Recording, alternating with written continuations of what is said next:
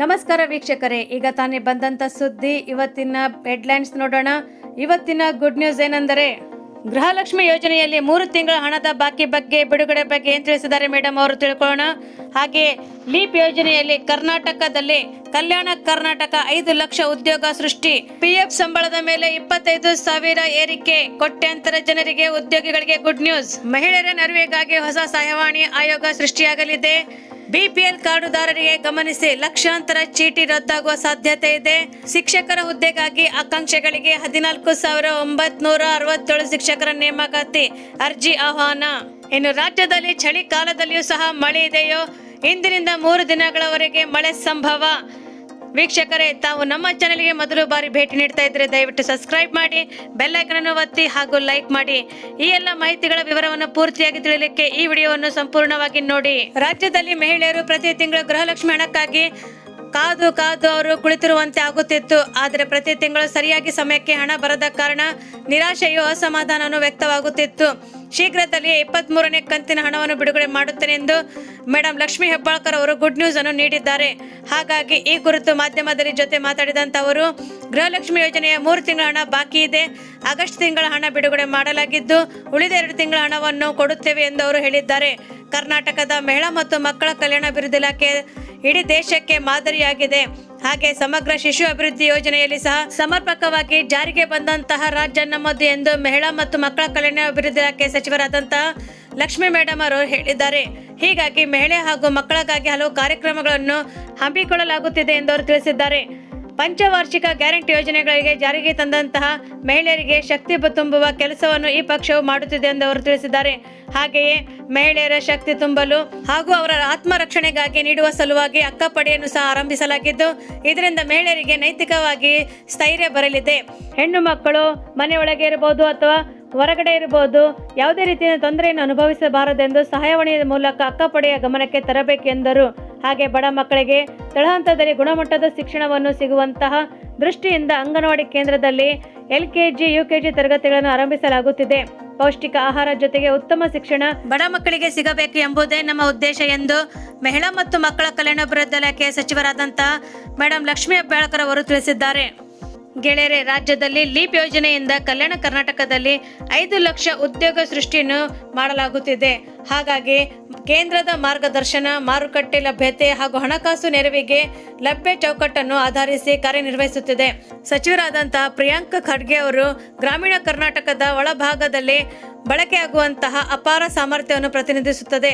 ಈ ಪ್ರದೇಶದಲ್ಲಿ 70%ಕ್ಕೂ ಹೆಚ್ಚು ಉದ್ಯೋಗಿಗಳು ಕೃಷಿ ಆರ್ಥಿಕತೆಯನ್ನು ಕೊಡುಗೆಯನ್ನು ನೀಡುತ್ತಿದ್ದಾರೆ.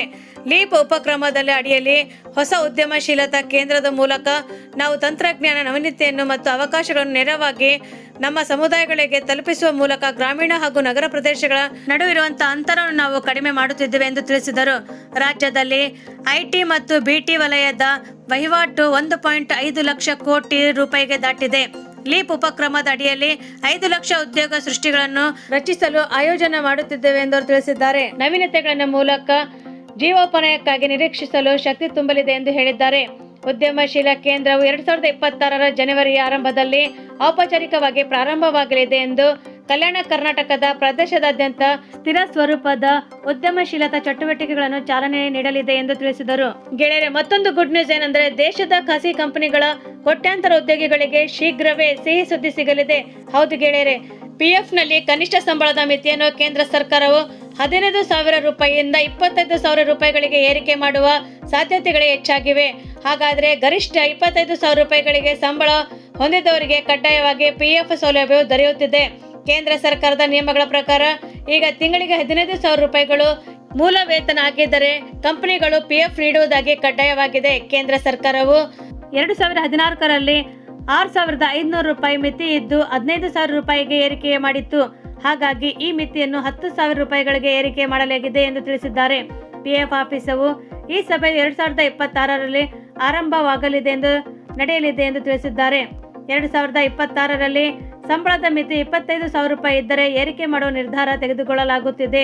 ಇತ್ತೀಚೆಗೆ ಸರ್ಕಾರವು ಕೋಟ್ಯಾಂತರ ಉದ್ಯಮಿಗಳಿಗೆ PF ಸೌಲಭ್ಯ ಸಿಗಲಿದೆ ಎಂದು ಹೇಳಲಾಗಿದೆ. ತಿಂಗಳಿಗೆ 15,000 ರೂಪಾಯಿಗಳಿಗಿಂತಲೂ ಹೆಚ್ಚು ಸಂಬಳ ಪಡೆಯುವಂತಹ ನೌಕರರಿಗೆ ಪಿಂಚಣಿ ಸೌಲಭ್ಯದಿಂದ ವಂಚಿತರಾಗಿದ್ದು, ಅವರ ಕಡೆಗಾಲದಲ್ಲಿ ಆರ್ಥಿಕ ಸಹಾಯವಿಲ್ಲದೆ ಅವರ ಬದುಕು ದುಸ್ತರವಾಗುತ್ತದೆ ಎಂದು ಅವರ ಆದಾಯದ ಮಟ್ಟಗಳು ಮತ್ತು ಹೆಚ್ಚುತ್ತಿರುವ ಜೀವನದ ವೆಚ್ಚಗಳನ್ನು ಗಮನದಲ್ಲಿಟ್ಟುಕೊಂಡು ಈ ಬದಲಾವಣೆ ಮಾಡಲು ಸಾಧ್ಯತೆ ನಡೆಸುತ್ತಿದೆ ಎಂದು ತಿಳಿಸಿದ್ದಾರೆ. ಗೆಳೆಯರೆ, ಇಂದು ಮಹಿಳೆಯರಿಗೆ ನೆರವಿಗಾಗಿ ಹೊಸ ಸಹಾಯವಾಣಿಯು ರಾಷ್ಟ್ರೀಯ ಮಹಿಳಾ ಆಯೋಗವು ಚಾಲನೆಗೆ ತಂದಿದೆ. ಮಹಿಳೆಯರ ವಿರುದ್ಧದ ಹಿಂಸಾಚಾರ, ದೌರ್ಜನ್ಯಗಳು ಮತ್ತು ಯಾವುದೇ ರೀತಿಯ ಅವಮಾನಗಳಿಗೆ ಒಳಗಾದಂತಹ ತುರ್ತು ನೆರವು ನೀಡುವ ಹೊಸ ಸಹಾಯವಾಣಿ ರಾಷ್ಟ್ರೀಯ ಮಹಿಳಾ ಆಯೋಗವು ಸೋಮವಾರ ಚಾಲನೆಗೆ ನೀಡಿದೆ. ಹೊಸ 24x7 ಸಹಾಯವಾಣಿ ಸಂಖ್ಯೆ 14490ಕ್ಕೆ ಉಚಿತವಾಗಿ ಕರೆ ಮಾಡಬಹುದು ಮತ್ತು ಈ ಸಂಖ್ಯೆಯನ್ನು ಸುಲಭವಾಗಿ ನೆನಪಿನಲ್ಲಿ ಇಟ್ಟುಕೊಳ್ಳಬಹುದು ಎಂದು NCW ತಿಳಿಸಿದೆ. ಸಹಾಯವಾಣಿಯನ್ನು ಸಂಪರ್ಕಿಸುವವರಿಗೆ ಉಚಿತವಾಗಿ ಮಾರ್ಗದರ್ಶನ ನೀಡಲಾಗುತ್ತದೆ, ಅಧಿಕಾರಿಗಳೊಂದಿಗೆ ಸಮನ್ವಯ ಸಾಧಿಸಲಾಗುತ್ತದೆ ಮತ್ತು ತುರ್ತು ನೆರವು ಸಹ ನೀಡಲಾಗುತ್ತದೆ ಎಂದು ಹೇಳಿದ್ದಾರೆ. ಗೆಳೆಯರೆ, ಅಕ್ರಮವಾಗಿ BPL ಕಾರ್ಡುಗಳು ಹೊಂದಿರುವವರಿಗೆ ಶಾಕ್ ನೀಡಲು ಮುಂದಾಗಿದ್ದ ಮತ್ತು ವರದಿ ಪ್ರಕಾರ ಬೆಂಗಳೂರಿನಲ್ಲಿ ಲಕ್ಷಾಂತರ ರೇಷನ್ ಕಾರ್ಡ್ಗಳನ್ನು ರದ್ದುಪಡಿಸುವ ಸಾಧ್ಯತೆ ಇದೆ ಎಂದು ಹೇಳಲಾಗಿದೆ.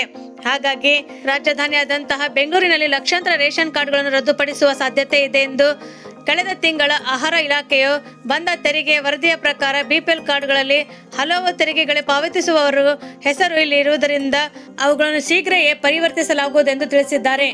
2017ರಲ್ಲಿ ರಾಜ್ಯ ಸರ್ಕಾರವು ಪ್ರಕಟಿಸಿದ ನಿಯಮಗಳ ಪ್ರಕಾರ BPL ಕಾರ್ಡ್ ಪಡೆಯಲು ಕಡ್ಡಾಯವಾಗಿ ಪಾಲಿಸಬೇಕಾದ ಕೆಲವು ಷರತ್ತುಗಳನ್ನು ನೀಡಲಾಗಿತ್ತು. ಸರ್ಕಾರದ ನೆರವನ್ನು ಪಡೆಯುವಂತಹ ಕುಟುಂಬಗಳಿಗೆ ಮಾತ್ರ ಈ BPL ಕಾರ್ಡ್ಗಳನ್ನು ನೀಡಲಾಗಿತ್ತು. BPL ಕಾರ್ಡ್ಗಳ ಅರ್ಹರಾದಂಥವರು ಯಾವುದೇ ಪ್ರಕಾರದ ಸರ್ಕಾರಿ ನೌಕರದಲ್ಲಿ ಇರಬಾರದು, ಗ್ರಾಮೀಣ ಪ್ರದೇಶಗಳಲ್ಲಿ 3 ಹೆಕ್ಟೇರ್ಗಿಂತಲೂ ಹೆಚ್ಚು ಭೂಮಿ ಇರಬಾರದು, ನಗರದ ಪ್ರದೇಶಗಳಲ್ಲಿ 1000 ಚದುರ ಅಡಿಗಿಂತಲೂ ಹೆಚ್ಚಿನ ಭಾಗ ಇರಬಾರದು, ಕಾರು ಅಥವಾ 4 ಚಕ್ರದ ವಾಹನ ಕೂಡ ಹೊಂದಿರಬಾರದು, ಕುಟುಂಬದ ವಾರ್ಷಿಕ ಆದಾಯ 1.20 ಲಕ್ಷ ರೂಪಾಯಿಗಳಿಗಿಂತಲೂ ಕಡಿಮೆ ಇರಬೇಕು.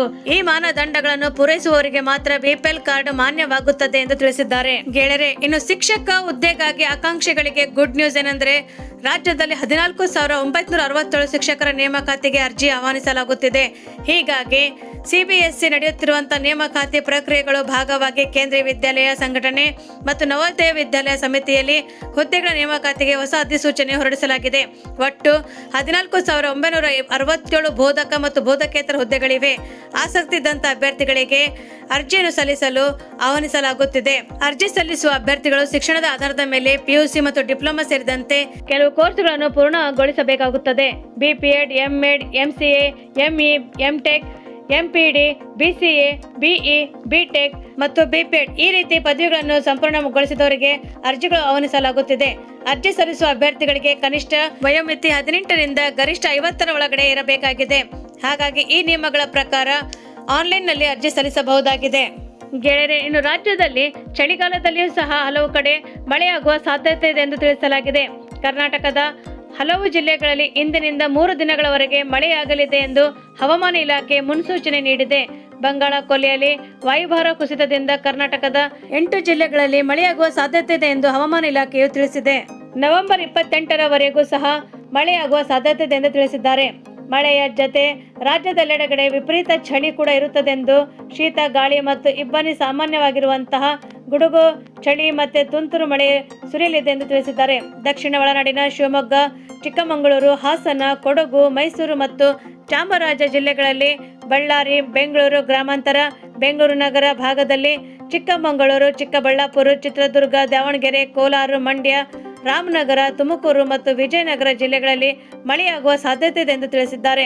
ಹೀಗಾಗಿ ಕರಾವಳಿ, ದಕ್ಷಿಣ ಕನ್ನಡ ಮತ್ತು ಉಡುಪಿ ಜಿಲ್ಲೆಗಳಲ್ಲಿ ಸಹ ಕೆಲವು ಸ್ಥಳಗಳಲ್ಲಿ ಹಗುರದಿಂದ ಸಾಧಾರಣ ಮಳೆಯಾಗುವ ಸಾಧ್ಯತೆ ಇದೆ ಎಂದು ಬೀದರ್, ಕಲಬುರಗಿ, ವಿಜಯಪುರ, ಬಾಗಲಕೋಟೆ, ಬೆಳಗಾವಿ, ಶಿವಮೊಗ್ಗ, ಚಿಕ್ಕಮಗಳೂರು ಸೇರಿದಂತೆ ಹಲವೆಡೆ ತೀವ್ರ ಚಳಿ ಇರುತ್ತದೆ ಎಂದು ತಿಳಿಸಿದ್ದಾರೆ.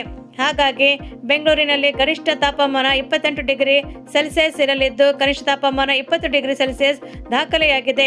ಮಡಿಕೇರಿಯಲ್ಲಿ ಗರಿಷ್ಠ ತಾಪಮಾನ 29 ಡಿಗ್ರಿ ಸೆಲ್ಸಿಯಸ್ ಇದ್ದು ಕನಿಷ್ಠ 18 ಡಿಗ್ರಿ ಸೆಲ್ಸಿಯಸ್ ಇದೆ ಎಂದು ದಾಖಲೆಯಾಗಿದೆ ಎಂದು ಹವಾಮಾನ ಇಲಾಖೆಯು ಹೇಳಿದೆ. ಗೆಳೆಯರೆ, ನಿಮಗೆ ನಮ್ಮ ಈ ವಿಡಿಯೋ ಇಷ್ಟವಾದಲ್ಲಿ ದಯವಿಟ್ಟು ಸಬ್ಸ್ಕ್ರೈಬ್ ಮಾಡಿ, ಬೆಲ್ ಐಕಾನ್ ಅನ್ನು ಒತ್ತಿ ಹಾಗೂ ಲೈಕ್ ಮಾಡಿ. ಈ ನಮ್ಮ ವಿಡಿಯೋವನ್ನು ತಾವು ಸಂಪೂರ್ಣವಾಗಿ ವೀಕ್ಷಿಸಿದ್ದಕ್ಕೆ ತಮಗೆ ಧನ್ಯವಾದಗಳು.